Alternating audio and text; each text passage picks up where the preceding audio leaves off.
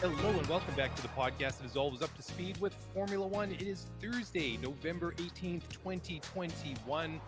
Welcome back. Hope you guys are having a good week wherever you are. And for those of you joining us live on YouTube tonight, yes, you can see that, where Mr. Hamilton is sitting looks a little warmer and sunnier than where I am. But c'est la vie. Anyways, how's it going, my friends? It's going fantastic, and I really appreciate you asking that question. Of course, I think both you and I would probably be a little bit remiss if we didn't reflect on some of the environmental challenges that our home province has been encountering over the last couple of days. If you haven't heard, the U.S. Pacific Northwest and British Columbia was struck with what is maybe hopefully a once-in-a-lifetime atmospheric river that has brought absolute destruction to a lot of our infrastructures, our highway, our railroads. A lot of cities and small towns are completely cut off. There's all kinds of questions now about how we're going to get food supplies into certain communities. And for those of you that don't know, Vancouver is on the very west coast of Canada. So it's got some fairly delicate connections to the rest of the country in terms of infrastructure, one main highway, a couple of core railroads, and those have largely been disrupted. So fortunately, we have access to Seattle and our friends to the south because Vancouver basically is nestled up against the U.S. border. But for all of you in British Columbia and the Pacific Northwest of the United States that have been affected, just know our hearts are obviously with you. Yeah, absolutely. And just to give a little bit of context, where a lot of the the mayhem and the destruction is going on right now is in a small, well, it's not a small town, but a fairly large size city, Abbotsford, and just to the east of there on the Sumas Prairie, where dikes have been breached and there's major flooding, and it's Highway 1, Trans-Canada Highway is impassable under several feet of water. Our thoughts go out to everybody there, and also in Chilliwack. Chilliwack completely cut off at the moment as well, and that's about, Abbotsford's about an hour east of where we are right now. So it's a little bit too close to home, obviously, but it was unreal. I had an appointment on Monday morning, and as I was leaving to come back from North Vancouver to where I live, it's normally about, I'd say a 40-minute drive during busy part of the day on the freeway. And it was just unreal. We were doing about, I'd say about 40 kilometers an hour, which would be what is that? 40 kilometers an hour would be what? 26 miles, About that. 23, Yeah, 23 miles something an like hour. that. Yeah. Say 25 miles an hour. And it was just unreal how hard it was coming down. And every time you went underneath an overpass, the water cascading off the other side was like going through a car wash. It was unreal. The one thing that I was really happy about, and it just sort of worked to my favor, is I put my snow tires on over the weekend previous. And I've always noticed that I've had this set up in the snow tires now for a couple of years, that they tend to disperse the rain better than the mud and snow rated all seasons I have. So it was still a bit of a challenging drive, but you know, I don't want to repeat it anytime soon. So the Canadian forces on the ground helping out local authorities, and it's going to be a couple of days or at least before they can stop some of the things that need to be dealt with. But some of the bigger challenges, like Highway 3, the Coquihalla, which is a major transit corridor, is going to be out of action for months until they at least get some temporary bridges and stuff in place, and permanent fixes are going to take a lot longer. So yeah, it's been You're right. it's crazy. Vancouver, very much like Portland and Seattle, has typically been, it's known for its mild but wet climate and a lot of gray days. But one thing that we've never been known for are these really wild extremes in terms of heat and cold and wind. And all of a sudden, in the course of 140 days, we went from a period during the summer where our city, Vancouver, the lower mainland and the greater metropolitan area, we were seeing temperatures above 40 degrees Celsius, approaching 120 degrees Fahrenheit. And then 140 days later, and just to be clear as well, that hundreds of people died across British Columbia and the Pacific Northwest and the West Coast with that heat wave, with that heat dome. And then just over 4 months later, we're facing a completely different type of climate disaster. So yeah, again, our hearts are with everybody there. And with that, whether it's professional or not, probably a good time to segue over to some personal news. But I feel terrible even mentioning this because of the timing, but a day, 2 days after the storm, my wife and I were able to fly out. So we'd had a long planned trip that we were going to spend a couple of months in Dubai. Our office reopens in February. We're very excited about that. Our young son is going to be going to daycare, not daycare, kindergarten next year. And she hadn't seen a lot of her family in a long time. And that's partly because of the pandemic and for some other logistical reasons. But we decided to come and spend a couple months in the UAE, the United Arab Emirates. It's where Dubai and Abu Dhabi are. We rented an Airbnb, so we're good. And the key reason we came is principally so that she could see a lot of her family that lives in the region. So we have a lot of family that's going to be coming and staying with us. And then, of course, while we're here, there happens to be a Formula One Grand Prix, which could Funny how that worked out. potentially host the season finale. So I've been to Yas for a Grand Prix once before. It was 2016. It also hosted a finale of a fiercely fought World Drivers Championship. So this one should be exciting. We obviously have Qatar this weekend, which we'll talk to later in this podcast. 2 weeks from now, we have Jeddah, and then a week after that, we are going to wrap up the season in Yas. So we got here a couple of days ago. We flew British Airways from Vancouver to London Heathrow. We were on an Airbus 350. I was mentioning it to one of our local listeners, James, a couple of days ago, but definitely didn't like it as much as some of the Boeing Dreamliners that I've been on the past. Was a little bit noisier, but the flight crew was great. British Airways is always great. We connected through London. We had a couple of hours on the ground, and then we flew into Dubai yesterday. Humidity is very low. Temperatures in the mid to low, or mid to, I would say, low to mid 30s right now, which is perfect for us. And hopefully in the next couple of days, we'll be able to get some serious beach time in, because my wife and I will also be working from here. So it's not going to be Fun and all games. sun and games. But There you go. with all of that said, we have been teasing for a very long time that we are going to draw the winners of the first ever SF1 podcast poster contest. And we are going to do that in a couple of minutes. So first of all, I want to thank everybody that did participate in the contest. I think we had close to 170 retweets, 200 Nice. likes. A lot of people reached out over the last couple of days asking how to enter the contest. So I sent them the instructions. It's really important for us. I think that somebody that's been a loyal follower and supporter of this podcast and this community is winning. So originally we were going to draw one poster, and then I made the decision that, hey, we'll draw one poster for every 50 retweets. So we got to 150, or we got to a little over 150. So we're going to draw 3, but we're close enough to 200 that I'm just going to round it up, and we're going to draw 4 posters. If you do win, we're going to reach out to you via direct message, and we'll coordinate with you. Hey, just as we promised, you get to pick your print. There's, I think, 7 or 8 different options. We'll coordinate to have it shipped to your address. And like we said, we wanted this contest to be something a little bit more personal rather than just a giveaway or a sponsorship partnership. These are posters that we produced internally. They're our intellectual property. They're special to us. They're meaningful to us. And hopefully you'll enjoy having them. Now, the good news is, and we're going to kind of share this at the end of the podcast, but we are also going to be kicking off another contest tomorrow, which is going to run until December 9th. And then we have one more contest that we're going to kick off on the 9th, the 10th, which will run to December 24th. And we'll draw that on the 24th. So lots of fun stuff going. But my friend, are you ready? Should we go ahead and draw this contest? We've been teasing it for weeks. Go for it. Okay. It's your show. Go for it.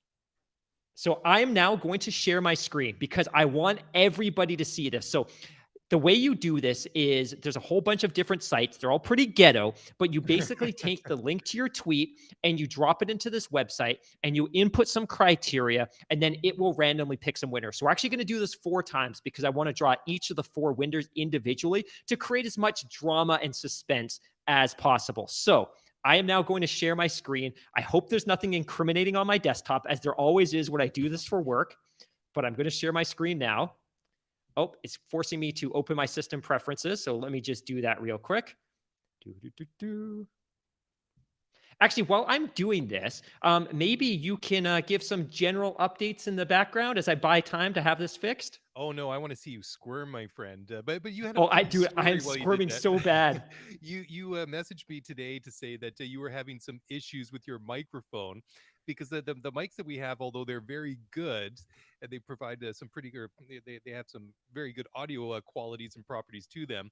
They don't work very well without a certain cord, and that specific cord you forgot at home but you were able to discover a workaround. Do you care to share that with us?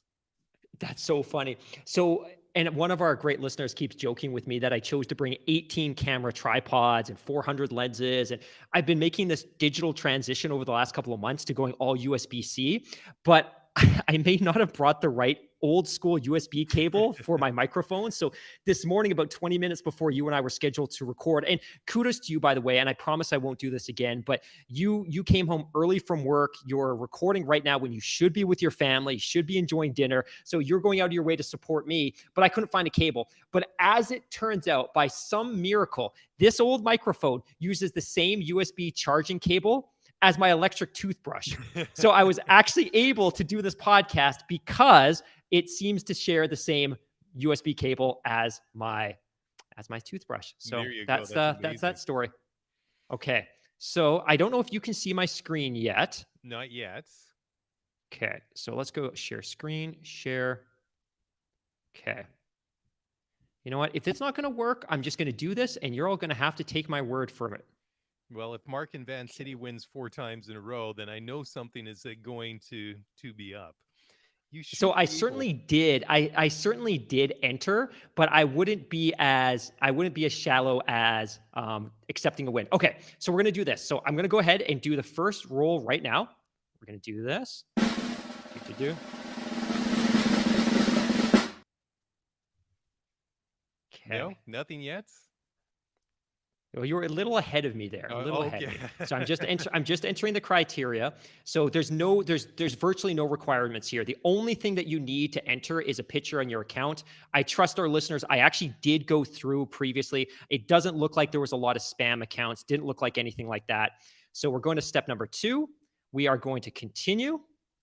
I am Is the clicking egg continue. still a It's thing when it comes to like a Twitter account? Remember that there used to be like almost a dead oh yeah, giveaway if something was like a spam account or a bot was it had like the little totally. egg because they didn't have a photo in there. So it's just brought up 162 entries. My friend, I'm clicking continue right now. We are on the final screen for the first draw. I'm clicking begin draw. You only get one drum roll. That, by the way, that's all we have budgeted. And the first winner is Pingu at Cheerful Pingu. Congratulations. Awesome. You are the first of 4 winners. I hope you enjoy your prize, and I will be reaching out to you in the next day or so to make sure we can coordinate that with you. Now we're going to do the second one. So I'm redrawing in the background right now.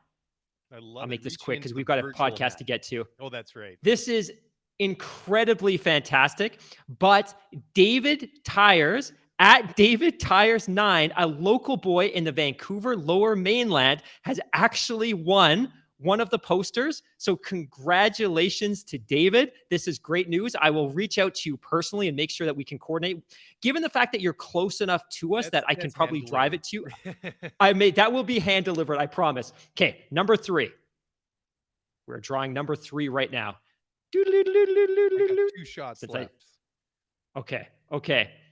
And the third winner is Rahal-S. So at Rahal_Siri, he's got a Toronto Blue Jays avatar. So I'm presuming he's based out of Canada. Congratulations. We'll reach out to you to coordinate your prize. And then the final winner, and I'm so sorry. I'm sure you're thinking like, hey, this will be a 30-second thing at the beginning of the podcast before we get into the meat and the potatoes. And here I am 40 minutes into this. We are redrawing right now. Okay.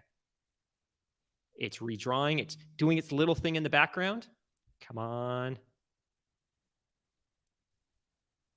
It is being very dramatic. Come on. Are you doing this on purpose, or is this actually like...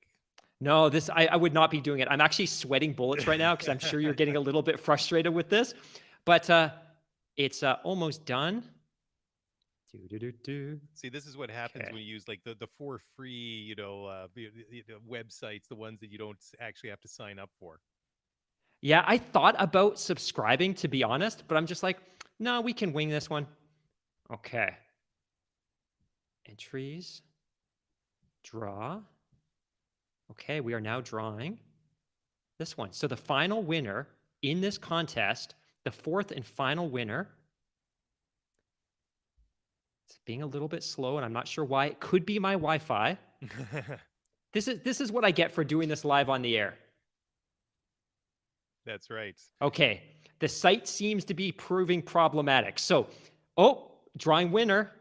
The third winner, oh my goodness, Evan at Evan Tinkler has won the fourth poster prize. So, brother of Charlie, Evan, thank you so much for entering. You are our fourth and final winner. I will That's reach out awesome. to you personally and make sure that we coordinate your prize. So, You know for what? everybody that entered, thank you so much. Absolutely. Thank you, everybody. And, I'm going to make a deal with Evan. We'll send you a full size poster of your choice. If you can send us a full size poster of Sergio Bottas, which he so awesomely mocked up earlier in the week, which was so funny. Anyways, thank you all for the support. Thank you for all taking part. It was a lot of fun doing that. And to all of you that won, congratulations. Mark, let's take a quick break. On deck, we have the co-founder and publisher of the Race Weekend magazine, Magnus Graves. He's just waiting on deck here, so let's take a quick break. And when we come back on the flip side, we'll talk with Magnus. So don't go away.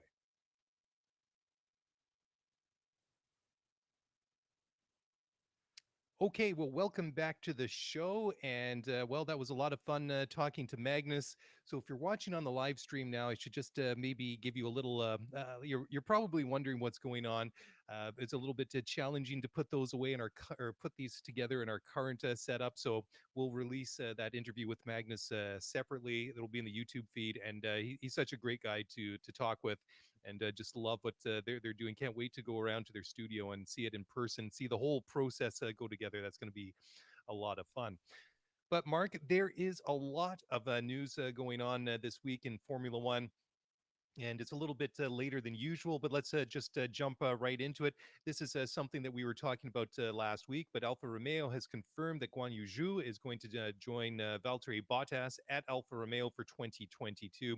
And I think this is really, really good. I mean, he's obviously a very young and talented driver, but moreover, what I like about this is it's the opportunity for a young driver to get into Formula One. And it's I'm a fan of Kimi Räikkönen, but Kimmy's had his turn in Formula One, and I think it's definitely time for him to step aside. And the younger generation needs these opportunities, or the talent's going to go to waste. It does feel like an eternity since Kimi last won a Grand Prix. It was 2018. It was at COTA, the US Grand Prix at Austin. Yep. Obviously, he's been at something of a disadvantage because he's been racing with I would say, an inferior team over the course of the last couple of years. But I also believe that that was very much Alfa Romeo doing a solid for Ferrari in the sense that, hey, you know what, we'll open up a seat for Kimi. It's good for us from a marketing perspective because ultimately we can kind of lean into the fact that we have a former world champion driving one of our cars. But I do very much agree with you that this is a driver who's on the wrong side, not of 30, 35, but of 40. He's certainly a little bit older. He's not going to get any better at this stage of his career simply because that's how human chemistry and biology works. But he's a fantastic driver. He won a title back in 2007. He's obviously got a tremendous personality. His charisma and his presence will be felt in Formula One for a very long time. But sadly, it is absolutely time for him to go. And like you said, I think what this does is it opens up the opportunity for a young, exceptionally talented young driver to come into the sport. And that's something that we need more of. Not that we don't have a lot right now, but I think it comes to a point where some of these smaller teams need to be leveraged by the sport to profile and showcase young talent. And in this case, that's exactly what's going to happen. And I'm excited for the news. Yeah. I mean, it's obviously disappointing for Antonio Giovinazzi. I mean, you take those opportunities in Formula One, you can get them, but not really the best opportunity to maybe showcase his talent with a car that maybe isn't the best car on the grid, maybe with a team that isn't the best funded in Formula One. So that's obviously a big tough one for him, but that's just the nature of professional sports. However, just moving on to a related story, Giovinazzi believes that Kimi absolutely deserves to come back in Formula One next season. What is your thoughts on that comment? Yeah, I thought that was an interesting one. So to kind of back this up a couple of steps, we knew some time ago that Kimi Räikkönen wasn't going to be returning with Alfa Romeo. It's not clear whether that was necessarily a mutual decision or not, but ultimately, if you're Alfa Romeo and you want to build a team towards the future, moving Kimi out of that seat was something that needed to happen. The question over the course of the last few months is, what were they going to do with Giovinazzi? So Giovinazzi is out of contract at the end of the year, but we also know verbatim that the reason he's with that team right now is not necessarily because he was the right man for the job, but it was really because it was a Ferrari power move in the sense that it was important for Ferrari to have an Italian driver in the championship. And he's a very capable driver, but Hmm. he wasn't necessarily the choice of that team. And I think what this does begin to show us, and we've talked a lot about this over the course of the last few weeks and months, is we're starting to see some of these smaller teams start to assert a little bit more independence Yeah. in the championship. And we saw this with Williams and Albon, and now we've seen it with this team. And that ideally, I think Ferrari would have liked Giovinazzi to keep that seat and continue developing as that car team develops. But I think if I'm Alfa Romeo and I'm looking at a new world where there's this cost cap and there's a more unified structure and formula around how we can develop the cars and how far we can go from a resource perspective, they're like, look, we could be competitive and we no longer need to take orders from a partner team in terms of who we're going to put in that seat. So whether he's capable and competent enough to get another ride, maybe. I think he's proven that he's a capable Formula One driver. And to your point, he hasn't necessarily had a world destroying car and he hasn't been in a position where he could compete for podiums. But ultimately, the pool of young drivers is just so rich right now. My sense is that if you've had 2 or 3 campaigns in a Formula One car and there's no certainty about your future, then Hmm. maybe it's time to move on. And I'm totally cool with that. But from Kimmy's perspective, it's surprising that he made this statement because he's usually a little bit more reserved about his opinions on other drivers, but it could also just speak to the relationship that the two of them have developed over the course of the last few years. Yeah, that's very true. It is also interesting. I don't know if we've mentioned it before, but I mean, we obviously know that Red Bull has the 1-2 punch in Formula One with the main team and Alpha Tauri, formerly Scuderia Toro Rosso. And I was starting to wonder the way that things seem to be going. And I don't know if just the way that the climate has changed because of the new cost cap, because of the new Concord agreement, and just the way that finances are in this pandemic world that we live in. But I was really picking up a vibe there for a while that some of these teams might become legit B teams for the likes of Mercedes and Ferrari. But now we seem to have moved away from that, and I very much like yourself. I love to see the fact that they're flexing some independence and they're asserting their individuality and not going with the almost the expectation from their main benefactor of obviously power units and resources from teams like Mercedes and Ferrari that necessarily also brings in this, I guess, almost an expectation or unspoken agreement that they can just parachute in one of their own drivers in the future. I mean, it's tough for a guy like Nick DeFries, who was pretty much expected to get that second seat at Williams beside Nick Latifi. And instead, they went completely the unexpected route and went with Alex Albon instead. And I think it's good. I think it's good for the sport, and I think that's in large part that this new cost cap that we're working and living under has a lot to do with it. Okay, I know for we talked. sorry, go ahead. Oh, sorry, please. No, No, please. I was actually going to jump to the next story, but why don't you just pick up on there if you Well, got I, another I thought? was going to ask you as well, and maybe this ties directly into where you're going, but I'm curious to hear your thoughts on the choice that that team ultimately went with. We knew there was a very talented young Australian driver. We Hmm. know when that team was linked to the Andretti Autosport group in terms of a potential purchase. What are your thoughts about Zhu ultimately? Do you think he's the right driver? And if you were that team and you were in choice of that driver decision, where would you have looked and would you have made a different decision? Yeah, I think he's a talented driver. I mean, he's got a pretty good resume, and I can't help but think that part of it is obviously sponsorship money because I think he's rumored to bring 25 or 30 million bucks with him, which is 25 or 30 Right. million. Very Rumored, good rumored, because I rumors. can't find that source, but I Yeah, agree that's out there everywhere. yeah. If that is the case, then that's absolutely a lot of reasons, or that he would be attractive in another way to a team like Alfa Romeo. But you have to remember that China is a market that I think that Formula One is very keen to capitalize on, and I think that this is maybe a bit of a shrewd move excuse me, from Alfa Romeo to pick up on that, just to his popularity and just the exposure that he will get in Asia as well. I think that I don't think it's just one thing. I think that just as a driver, as a package, I think that he brings a lot to the team, and in many different aspects. I completely agree with your perspective. And I think part of this is there's a couple of different layers to this decision making process, right? One of which is this driver, this individual capable of driving a Formula One car? Well, he won the F3 championship in Asia this year. So he's clearly capable of scoring podiums and racking up enough points to score a championship. So he's a championship, but at the same time, Lance Stroll is a championship in F3. My sense is he's probably a very good pick from a driver perspective. Everything that I've heard about him seems to suggest that he is the anti Mazepan in Hmm. terms of he's coachable, he's moldable, he listens to his engineers, he gives really great feedback when it comes to setting up the car. Hmm. I've spoken to a few people within the Abu Dhabi Prima Racing team, and they have nothing but fantastic things to say about him.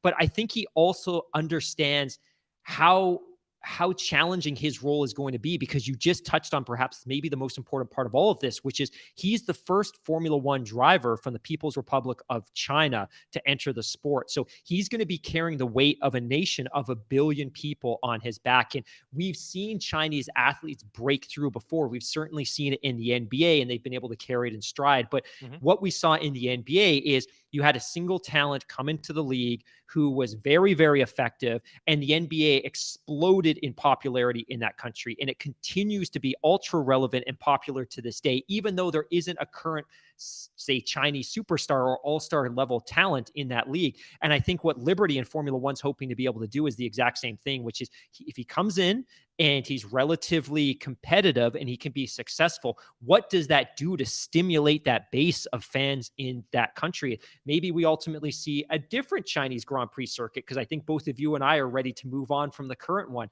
But I Yeah. think he's a really solid pick. I don't dispute his credentials from a racing perspective, but I'm excited to see what he's going to be able to do to support in that country in 2023 when we go back after a 3-year absence, Well, 4-year absence. yeah, it's going to be a while by the time we get back to China and go racing. Okay, next one. We can start this one now. Maybe pick it up on the other side of the break. But maybe you want to take this one because apparently George Russell, who's the president of the Grand Prix Drivers Association, is going to bring the conclusions of a meeting that they're going to have tomorrow on Friday, just regarding the lack of consistencies in the decisions of the FIA commissioners and stewards. What do you think about that? Yeah, I think that's a really good question. And I think the reason I wanted to touch on this one in the course of this conversation today is because we talk so much about Formula One in the lens of a North American sports fan. And I think Sure. sometimes when we talk about the NFL and Major League Baseball, maybe less Major League Baseball because there's no cost or there's no salary cap per se. But in the NFL, Major League Baseball, and the NHL, we talk so much about this relationship and the dynamics between the board of governors, the league, the teams, the owners, and then the players association. Because ultimately, unless the players association and the owners can come together and hammer out a collective bargaining agreement, there is no sports. There are no games. And we've seen that in the past. The 2004-2005 NHL season was wiped out in its entirety. We lost the 1994 World Series because of a labor dispute. But in the Formula One world, there is no collective body that effectively manages and, I would say, campaigns for the financial interests of the drivers. But there is a Grand Prix Drivers Association. And right now, there are currently 2 directors, Sebastian Vettel, who's been doing so since 2010, and George Russell, who took over from Romain Grosjean at the beginning Hmm. of this year, I think. And then there's a couple of other functional roles.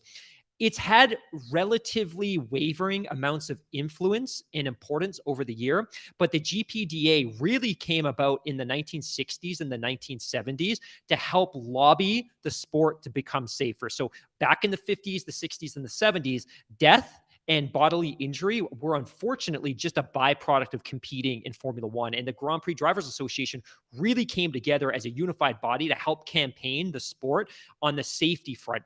Now, it largely became irrelevant during the 1980s. It became much more important in 1994 after the deaths of 2 drivers at Imola. And of course, it had a really strong role working hand in hand with the FIA and Max Mosley in the 90s and the early 2000s to bring more rigid safety protocols and processes into Formula One. Its principal role today is still largely on the safety front.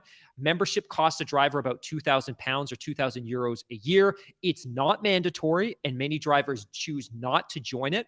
But this article is interesting because the role and the definition of the GPDA after all these years has always been to work on behalf of the drivers from a safety perspective. What this is alluding to, and it's not concrete whether this is fact or whether any of the drivers will ever come out and actually say that this is what they want the Drivers Association to do, but is to start campaigning against the FIA or campaigning the FIA on the front of fairness in terms of stewarding decisions and the way that the sport is being mediated, moderated, and officiated. And this is very interesting because I think the teams have taken exception to the way that the stewards have managed the sport and that the way the FIA has managed the sports. F1 Twitter has, F1 Reddit have, and we certainly have. But it's very interesting and possibly problematic where we might now live in a world where not only are the teams upset with the way that the stewards and the FIA are officiating the sport, but potentially so too are the drivers. And I think from the driver's lens perspective, because I did actually speak to a current Formula One driver in the last couple of days, he and I had a conversation, and it wasn't necessarily related to the Drivers Association piece, but the prevailing sentiment within the paddock right now is just the inability of the FIA and the stewards to administer the sport consistently. And this is starting to frustrate the teams, which we know and hear, but equally as much as the driver. So typically the driver's concerns are expressed through the teams, the team principal, the communications department, and media release. But it's at the point now where the drivers may potentially, at least this is what I get from the story that we're sharing, the drivers feel that they may now need to unify to get better representation and to help campaign their perspective on this. And just the fact that the sport isn't being officiated effectively enough. Yeah, that is interesting to hear that perspective. And that does go nicely in hand with some of the comments that were made by Sergio Perez this week. And we'll talk about those in just a moment as we take a short break. And we'll come back in just a moment, so don't go away.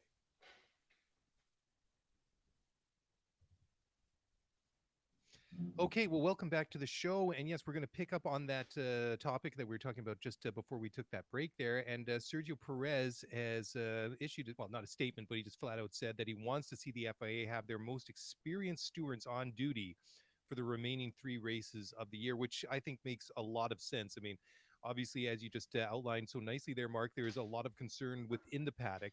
But I think that when there is so much at stake right now, that everybody's going to have to be on the top of their game. Not just the drivers, not just the teams, but also the people that are there to watch and make sure that this goes down in a safe manner and a responsible manner within all the rules. And I think that, sometimes I think these steward appointments seem to be a little bit, I don't know if you want to say sort of figurehead or sort of political things, but sometimes there seems to be a bit of a, sort of a sentimental feel to some of the appointments that they get. And I mean, I guess that's fine in any given season. I mean, especially in the past when we haven't had a lot of controversy in some seasons, but now, I mean, there's everything to play for, and there's just not a room for any errors to take place both on and off the track. Yeah, I completely agree, and I'm happy to hear a driver, and obviously in Sergio Perez's perspective, he's involved with a team that is still in contention for one of the championships, potentially 2 of the championships. But it's good to hear these kind of comments. I would acknowledge that officiating or stewarding a Formula One race is an incredibly complex affair. You, my friend, probably know the game of football better than anybody I know. And I think sometimes when people would say, hey, well, football is pretty straightforward from an officiating perspective. I don't think it is. I think it itself is complex, but I think Formula One is on an entirely different planet of complexity. But I think what we need to be able to do is develop an officiating and a stewarding model whereby maybe to your point, we don't have these ceremonial appointments and hirings, but rather the FIA needs to start building an academy of former drivers or former team principals that can go through some sort of really enriched program to become stewards. We shouldn't be second guessing the qualifications of a steward, and we shouldn't also be second guessing the decisions that they make. I would hope that maybe in the FIA, Formula One, and some of the other motorsports bodies can work together to kind of create a more structured program to get people into these roles, but also hold them accountable once they're there. Because I think the challenge today is, I think we look at these stewards and it's a bit of a mystery as to who they are, how they got there, and what their motorsports credentials and menu. I was going to say menu, but their resume ultimately is. But I think furthermore, I think they're often off the hook a little bit when it comes to the decisions they make. And I'm not advocating in the NBA that officials should be available at a press conference to rationalize and justify the decisions that they make on the floor. That sport's very, very different.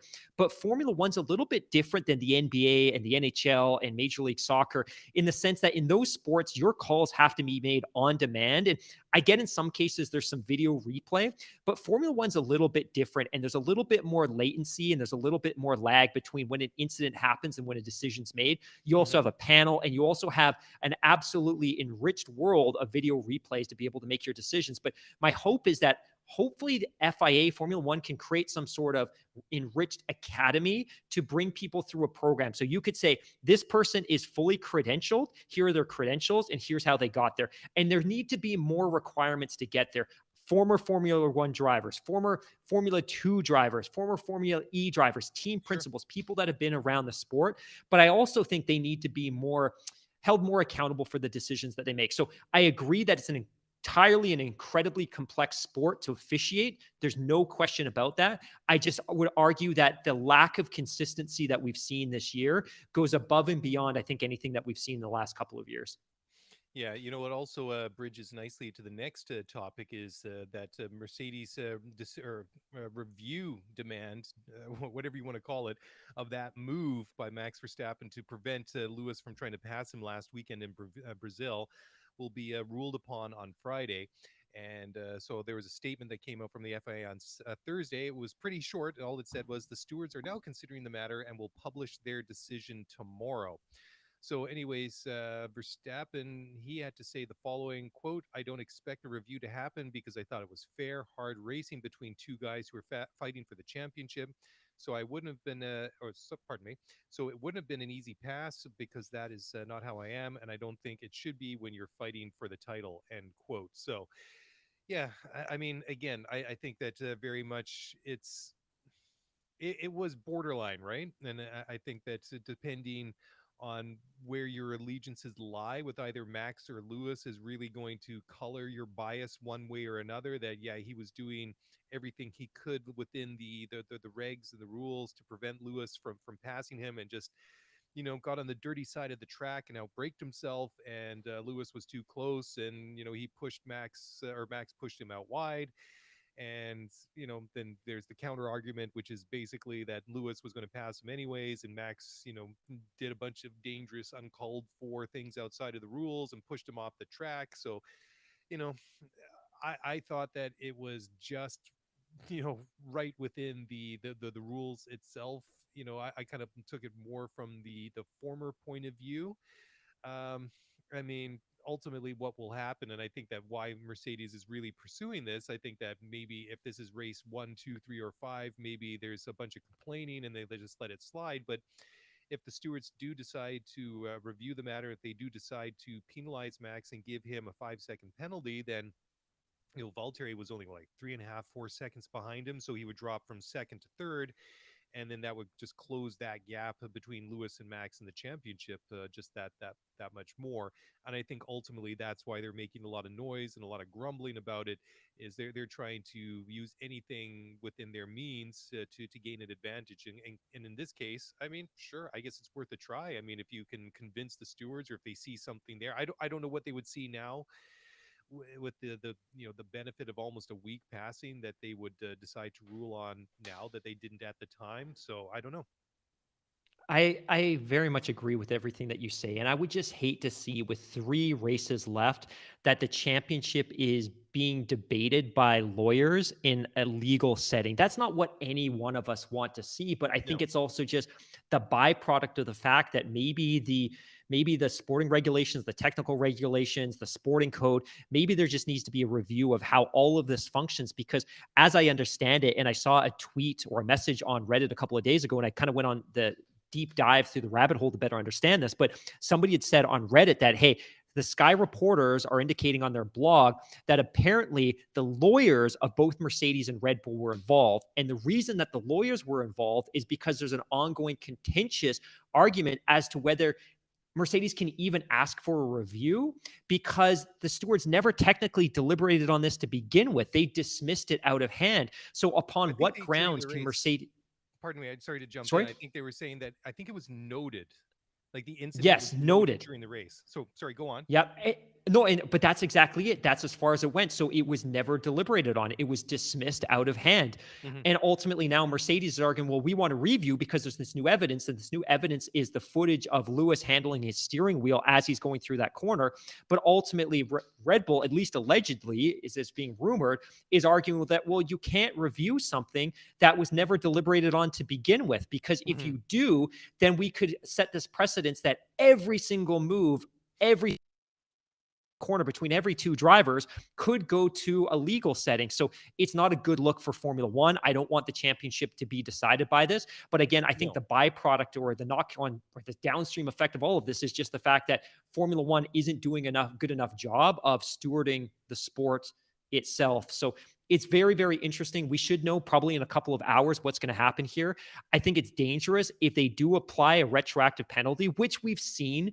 We don't see a ton of it, and typically the stewards aren't going to go back. In this case, again, like I said, Mercedes' position is, hey, we've got new footage, but I think even without the footage of Max handling his steering wheel, we all knew and understood exactly what he was doing in that cockpit because we Hmm. could see the outcome because we had 500 different camera angles that saw him run wide. And partly it was because he didn't want to ride the curve, and partly it was because he made a conscious decision to go wide, even if he argues that it was because of his tires. But there's nothing new here. All we're going to see in the cockpit is I would say, a reference point for what we already understood happened. But again, it's not ideal. 100% not ideal. Yeah, totally. And I mean, apart from the fact that Max could potentially get a 5-second time penalty. I mean, there. I mean, it doesn't change the fact that Lewis had the superior car. It doesn't change the fact that he was going to pass him at 100%. some point, anyways. I mean, he was just that much faster than Max, anyways. I mean.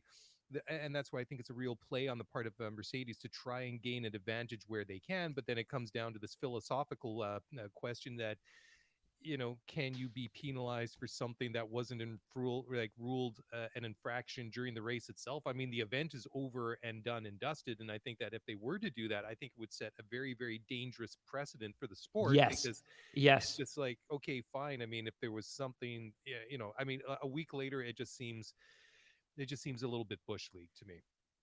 And I think to put this into the context of a North American sport, imagine you watch the outcome of a playoff game in the NBA, and one of the teams is ultimately able to, I would say, debate the outcome of a call in the dying seconds that led to a foul or like a free throw, and that free throw put the opposition over the top. Like, imagine if we lived in a world where the outcome of a game could be decided 2 or 3 or 4 days later by lawyers. Like, that's not a world any of us want to live in. Like, I No. want to know that at the end of the race, that the sport has done everything that was required to officiate the sport correctly. The stewards have done everything that they needed to do.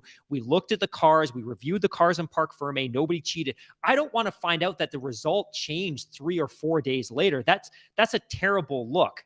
I mean, lots of people already have like a bad taste in the mouth because of what happened in Belgium, right? With that farcical one Right. lap behind the safety car, just to say that they ran a Belgian Grand Prix. And I mean, all the criticisms about the controversial decisions with the stewards, throughout the year, I think would just be And it would be and a bad Sebastian look. Vettel. Sebastian Yes. Vettel having lost a podium place this year, and how many days did that Did he or Yep. did he not? What was the ruling? And the points are on the F1 website. Now they're gone. Now they're back. Like, none of us want that. That doesn't need to be the narrative after the race. Yeah, I mean, at least in that case, you can say that that made a little bit of sense because his car was judged to be underweight through the post race scrutineering, but it wasn't like a week later. I mean, then they decided, Totally. oh yeah. So I mean, as kind of shaky and dodgy as that was, at least that was a little bit different. But another comment from Max said that regardless of what happened, he would do the exact same thing again, and I wouldn't expect Max to say or do anything different. I mean, remember, this is a guy that they basically enacted a rule for with this sort of like maneuvering under braking, and I mean, Max is a hard racer. I mean, some people love him, some people hate him, but yeah, I wouldn't be surprised to see something like that again. And I think that Max is one of these guys that'll do whatever it takes to win. And if he pulls it off, he pulls it off. If he doesn't, it doesn't work. Or if he gets penalized, he gets penalized. I think that that's just the way that he rolls. And but say in that moment, right? Which is somebody's going to come to him. They know that potentially legally, I don't even know the definition of what's happening, but we know that Mercedes is disputing the outcome of the non-call during that race. And somebody asks him, would you do the same thing again? He's not going to incriminate himself by saying, I'm going to do something different. Like that's a got me moment where the reporter's trying to potentially trick up, and probably not because this is F1 and they only ever throw softballs. But that's a tricky question. That's Max too, because if he says no, I would approach that corner differently. Well, then you're inferring some degree of guilt as well. Yeah. Okay, let's take one final break. And when we come back, there's still a couple of more quotes to add to this discussion, and we'll do so in just a moment. So don't go away. We'll be right back.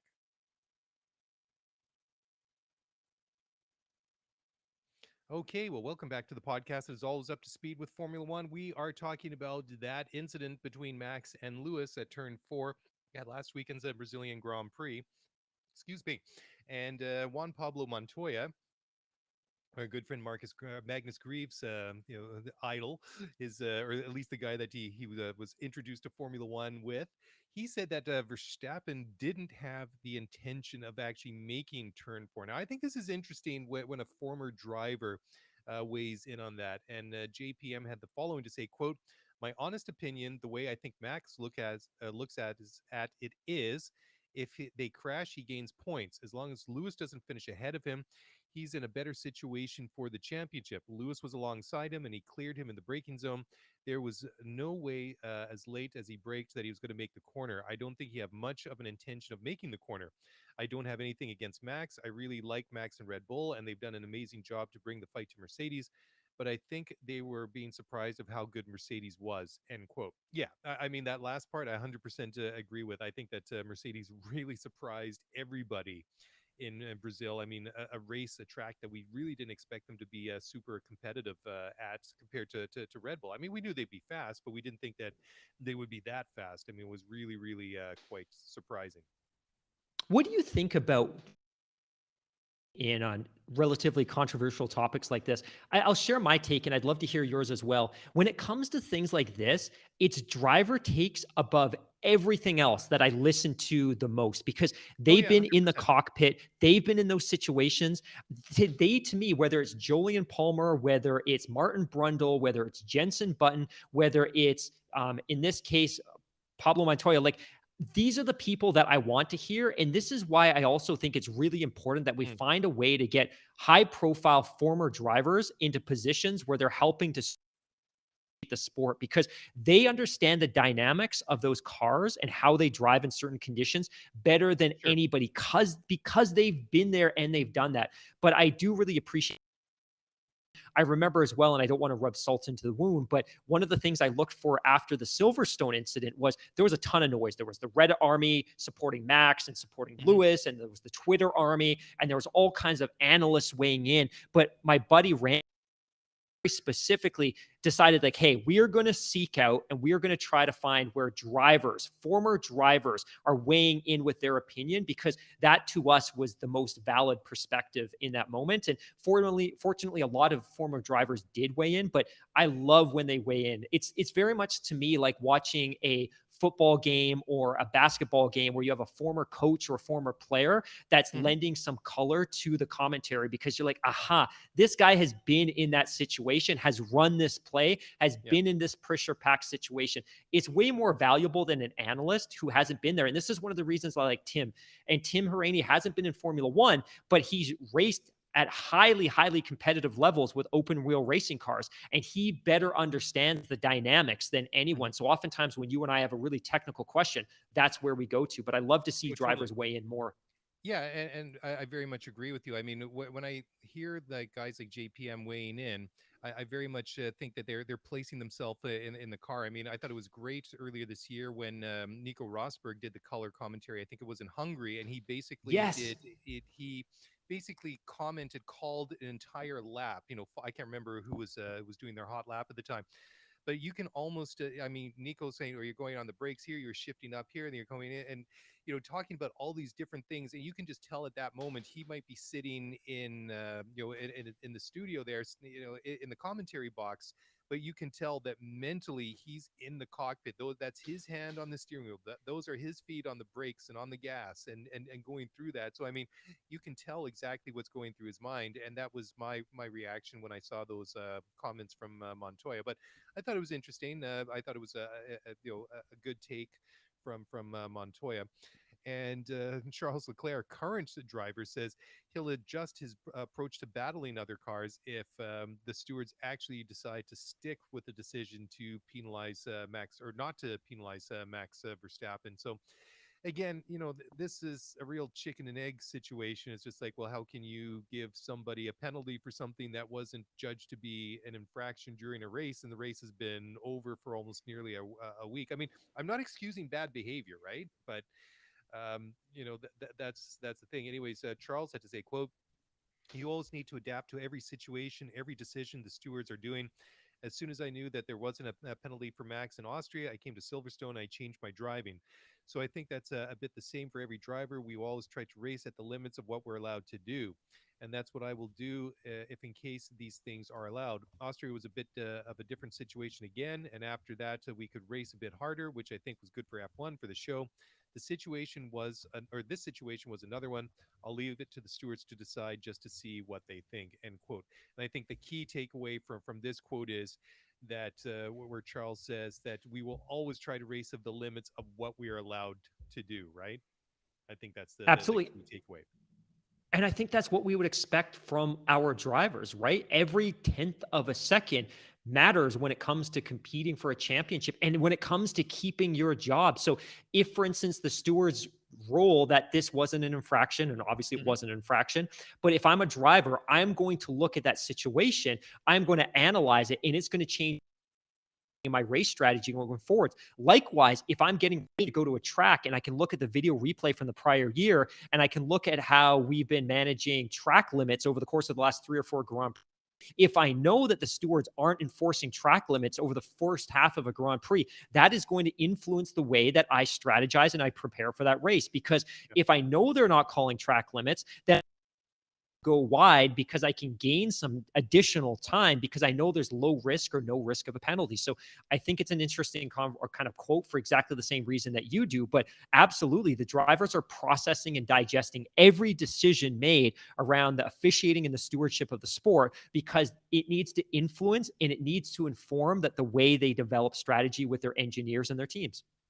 You got to look at from Charles' point of view as well. Like, say he's in that position, and then he goes on I wouldn't say the soft way out, but he goes on the side where he's overly cautious, or he gives that position up, and then the conversation becomes like, "Why did you do that?" He's like, "Well, I thought it was the right thing to do," and they'd be like, "Well, they didn't call Max for it in Brazil, so what he did was fine. Why are you giving up Right. positions like that? Why are you giving up those points?"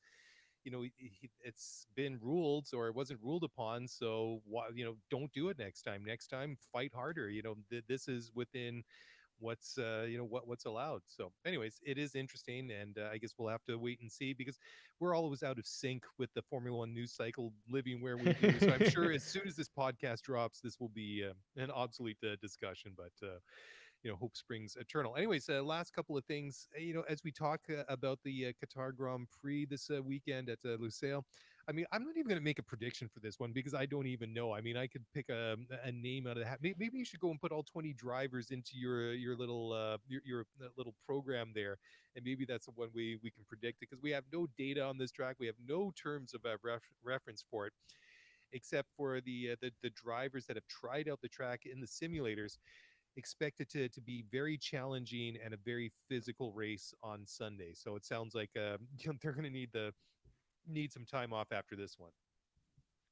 Definitely. I have to say, I'm very excited about this race and this track. I'm a big MotoGP fan, as everybody that listens to this show knows. MotoGP's been there since 2004. They put in the lights in 2007, and it became a night race, which is very cool. It kicks off the MotoGP calendar at the beginning of the season. So when you look at that March, April period, but it is a track that was designed specifically MotoGP. And when I talk about being specifically designed for MotoGP, it means a couple of things. One, it means that they rely on gravel in a lot of places that a Formula One track would have paved runoff, simply because if a driver falls, you need to be able to bring them to a stop as quickly as possible. And that's much easier to do with sand or gravel.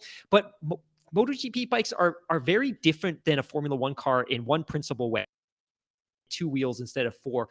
The top line acceleration of these cars, the top, or these bikes, the top speed is comparable to, or sometimes much greater than, even a Formula One car. But where they really differ from a performance perspective is in their cornering ability. We've talked about this before. They have two wheels, and that contact patch, the average contact patch of a MotoGP bike, is really not much greater than the size of a size 9 or size 10 sneaker. There isn't a lot of grip on these bikes. So the sport's done a lot of things over the last couple of years. The way that the driver or the riders approach the sport in terms of their positioning on the bike, the inclusion of some winglets and some additional things that they've done from a downforce perspective of health. But ultimately, these bikes are much, much, much slower going through a corner than a MotoGP or than a Formula One car is. So one of the things that you'll see on tracks that are designed specifically for the MotoGP bikes is the corners are typically much more gradual, and they're much more sweeping. So they're less technical, which means that the bikes can carry a little bit more speed into the corners. I've seen some simulation video of Formula One cars on this track. And of course, there's only two, I think, current Formula One drivers that have actually ever driven on this track, including Sergio Perez when he was much, much younger. But I think one of the things that we can actually expect to see is that because this track was designed with MotoGP bikes in mind and the corners aren't ultra technical, I think we're going to see some really quick laps. And I think we're going to see a lot of corners where these cars are going flat out. I saw some really great video simulations on YouTube. And if you haven't seen them, definitely encourage you to check it out, because it'll give you a pretty good sense of what we're expecting to see this month, this year, this weekend. But there's very few corners where we're going to see cars dip under 100 kilometers or roughly 60 miles per hour. I think there's maybe one or two of them. And in a lot of the corners, these cars will be going flat out or near flat out. So I think it's going to be fun. And I think the best way to look at it is it's going to be a slightly more complex version of the Sakir outer ring, and the fact that it's a short track and you're going to see some fast laps and you're going to see these cars on their full throttle for an awful lot of the duration. But it should be very, very cool. But to your point as well, I wouldn't even dare to make a prediction this weekend. We could possibly see a real surprise here because, again, Max doesn't know this track. Lewis doesn't know this track. The mechanics, the teams don't. And we really only found out that Qatar was going to be on the schedule, 2-3 months ago? That doesn't give the teams a lot of time to prepare. And they have very, very little data to go by. So we could see a surprise this weekend. We could see a Red Bull Mercedes 1-2 or a Mercedes Red Bull 1-2. I don't know. I wouldn't caution a guess at this point, but I would expect to see, especially given that ultra long front straight, I would expect to see both the Mercedes and the Red Bulls to be very, very competitive this weekend. Yeah, it is interesting. I mean, the one thing we know for sure, and I mean, you are in the region right now, so we know it's going to be about 30 degrees centigrade on Sunday afternoon, and they're predicting that track temperature is going to be about 50 degrees centigrade. So a little bit higher than we see at other tracks. I mean, we see that obviously in some of the European tracks during the summer break. It's a very technical track, a good mix of medium and low speed corners. It's a lot of downforce, but they are predicting. I mean, the track organizer is actually predicting that there should be a fair amount of overtaking. I mean, there are plenty of corners at Lusail, but we'll wait and see whether or not expect their expectations translates into actual overtakes on the track. I mean, it is going to be run counterclockwise, which is kind of interesting. And the one thing that has come out is Mercedes did run sims, obviously, as they all have. They started out in the simulator with running about a 1 minute 20 for their lap time, and they got it down to about a 1 minute 16. So we'll see Whoa. what that really translates to on the weekend. Okay. So, okay, well, Mark, I think we're pretty much ready to wrap it up here. But before we go, you teased at something a little bit earlier in the show. So, do you want to make that announcement now? Absolutely. So 1 second ago, so I timed this perfectly. A second ago, I just posted the tweet announcing the winners of the poster contest. We are kicking off a new contest, and this one is incredibly exciting. And it probably shouldn't come as a surprise, but we are partnering with the Race Weekend publication to give away one completely free subscription to a listener anywhere on the planet. So their distribution, their reach is global. We are going to put up the tweet a little bit later today, maybe tomorrow morning. We want to get a little bit of creative to make this as sexy and as official as possible. But we are going to be giving away a subscription to, I think, a magazine that both of us we're both Yeah. incredibly excited about. And I think you could probably hear that in our voices as we were talking with Magnus a little bit earlier. But we're incredibly excited to partner up and give away a subscription to this magazine. We've also hinted at the past that if you're looking for a gift to give somebody that's a Formula One fan this winter or something nice for yourself, you should probably go ahead and subscribe anyways. I highly recommend it. But for everybody else, we're going to be giving one away. And the only thing that you'll have to do to enter is obviously be a follower of our Twitter account, or as we like to say it, a community member. We'll need you to like the post, and we're going to need you to retweet the post. We are going to put a minimum baseline in.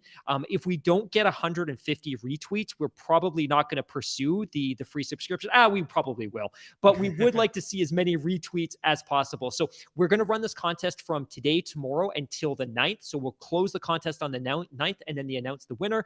And then when we have one final Christmas season, one final holiday season contest after that. But we're excited to be able to partner with Magnus, his entire team, and give away a subscription to a listener anywhere in the world to Race Weekend magazine. That's awesome. And on that note, that's a good place to leave it at for this week. So thank you all again for all of you that joined in our poster contest, and the winners, of course. Thank you all for downloading, listening to the show. Of course, if you want to join in on the next contest for the Race Weekend magazine, give us a follow on at Scuderia F1 Pod, I should say, on Twitter, obviously. How about that? That was brought to you by the Department of Redundancy Departments. Anyways, you can also send us an email at scuderiaf1pod@gmail.com. That's it. That's a wrap for tonight. Enjoy the weekend. Enjoy the race. We'll be back on Sunday night to wrap it up. And until then, take care, and we'll talk to you again soon.